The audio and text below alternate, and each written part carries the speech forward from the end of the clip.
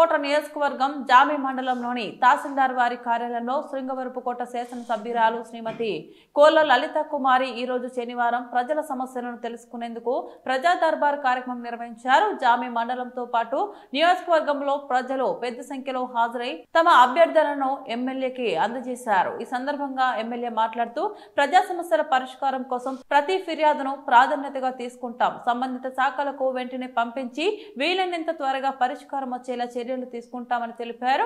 ప్రజల నుంచి వచ్చిన ప్రతి అర్జీపై గుణాత్మకంగా నిర్ణీత గడువులోపే చర్యలు తెలుసుకోవాలని గౌరవ శాసనసభ్యులు అధికారులకు ఆదేశాలు జారీ చేశారు. ప్రజల పెన్షన్లు, రెవెన్యూ, రవాణా సమస్యలు, రహదారులు, తాగునీరు, రేషన్, హౌసింగ్, ఆరోగ్య సేవలు వంటి పలు అంశాలపై 150కి పైగా అభ్యర్థనలు సమర్పించగా ఎమ్మెల్యే వాటిని నమోదు చేసి వెంటనే అధికారులకు వాటిని పరిష్కరించాలని సూచనలు ఇచ్చారు. అనంతరం జామిలో మండలం తెలుగుదేశం పార్టీ నాయకులు కార్యకర్తలతో కలిసి కార్యకర్తల సమావేశం నిర్వహించడం జరిగింది.